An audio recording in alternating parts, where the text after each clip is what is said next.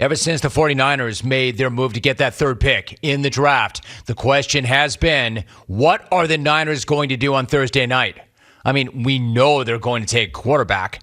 You don't give up what they gave up and then not take a quarterback. So we know that. We just don't know which quarterback.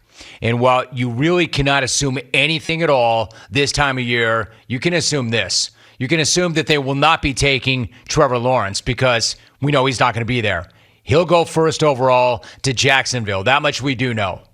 Almost certainly, we can also assume that they will not be taking Zach Wilson because he will go number 2 to the Jets. Almost certainly, we can assume that. But then it's anybody's guess who the Niners do take at number 3. Now, I don't know who it's going to be. But seeing the guy who's making the call, Kyle Shanahan, listening to him yesterday, and it is going to be his call, I am a little concerned. Hey, Coach, I know you and Pops are clairvoyant and bleep, but is there something the two of you know that the rest of us don't know? Because I'm pretty sure that that was just a question about what the team was going to do with Jimmy G, and not about how much longer we all have left on this planet. We're trying to talk to you about your QB1, and you're rambling on about the impermanence of man. We think we're showing up for a pre-draft press conference, and instead, an existential crisis breaks out. How do you feel about that running game this season? If you stare into the abyss stares back at you. Yeah, okay. Hey, Coach, when you look at the possible quarterbacks available to you with that third pick, how do you compare them? I am become death, destroyer of worlds. Yeah, okay, Kyle. Hey, how about Mac Jones? Mac Jones is the guy, right? Life has no inherent meaning, and therefore, all humans have no purpose. Coach, what do you think about the team picking up the 5th-year option on Mike McGlinchey? To live is to suffer. To survive is to find some meaning in the suffering. Yeah, see, the thing is, Shanahan's not wrong. I mean, there's no guarantee that any of us will be here on Sunday. I mean, it's pretty horrifying, and it's pretty true, and the challenge of being human is recognizing how fragile we all are, but not being paralyzed by that fear, right? I mean, he's right. But I'm pretty sure that when that presser was announced, everybody was expecting a conversation about the team's plans for the third pick, not a discussion of life, death, and man's inhumanity to man. Luckily, we got to some other interesting stuff, like the fact that Shanahan explained why they made that move in the first place.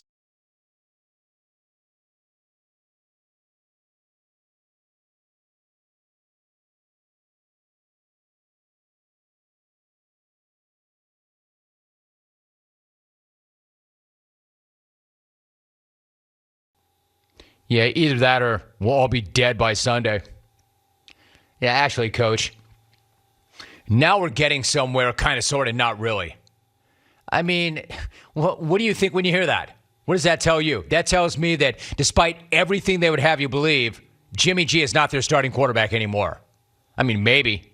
Maybe he keeps the seat warm for whoever they do draft. But Shanahan pretty much came right out and confirmed he does not think that Jimmy G is their starter, which leads to the natural question about whether they plan to trade Jimmy during the draft, and that leads to the inevitable answer about life and death. So, if you were hoping that that press conference would provide answers about the 49ers' plans with the third pick, aside from the one about the potential end of the world on Sunday, you were begging.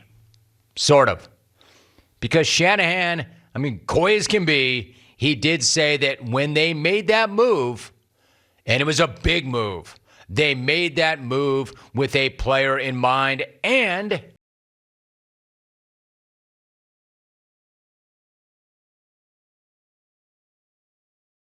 hey, look, I mean, why we expect anybody to say anything at all this time of year, I have no idea. And in their defense, there really is no reason for them to tell anybody what they're doing and why. But if you're reading between the lines, it sure seems like Mac Jones, right? Give an example. There was that report from NFL Network that the Niners had eliminated Justin Fields from consideration, and now it's down to Jones and Trey Lance. And then consider Shanahan's known appreciation for pocket passers.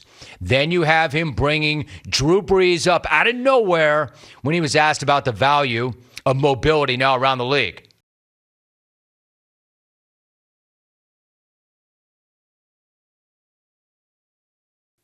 And then there was this line also from Shanahan. All right, so I'm trying to make sense of that. If you had been excited about one of these guys at 12, then you should be excited at 3. That kind of seems like a Jones reference, right? Because there's that suggestion that Niner fans are not fired up about moving up to get Jones when they think they could get Jones at 12, where they were. But while that seemed to be a hint that it's Jones, maybe it's not.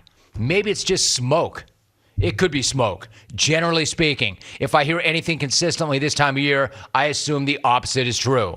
Like, if there's information floating around out there, it's because somebody put it out there, and they did it for a reason. So the more I hear that Mac Jones is a lock at number 3, the more I think he might not be.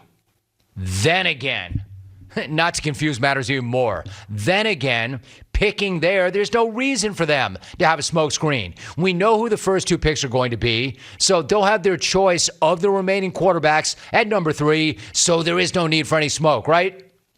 Then again, who the hell knows? Is he being straight, or is he playing tricks? Or is he playing tricks by being straight?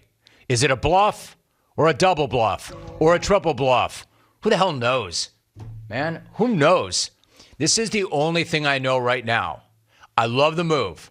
I love a coach and an organization digging in and taking an enormous swing, because that's what that is. They're all in. If they're right, they're geniuses. If they're wrong, it's going to set that franchise back. And it's going to affect careers and possibly legacies. So it's brass as hell. I couldn't respect it any more than I do. I love when a team says, hey, we're really good, but really good is not good enough. I respect that. I respect the hell out of that. Some organizations just want to hang around, sell tickets, move merch, and hope they get lucky. The 49ers are looking to make something happen, and they're looking to make it happen right now. They're not dining out on an NFC Championship trophy they won last year. They're not telling stories about how close they came to winning it all. Kyle Shanahan is staking a hell of a lot on this. He's saying we need to get better, and I'm going to put my name, my rep, my old man's name, the whole lobster legacy on it. This guy wants to win all the time. You can't say that about everybody in that league. So Shanahan and the Niners are looking to make something happen, and I think it's great.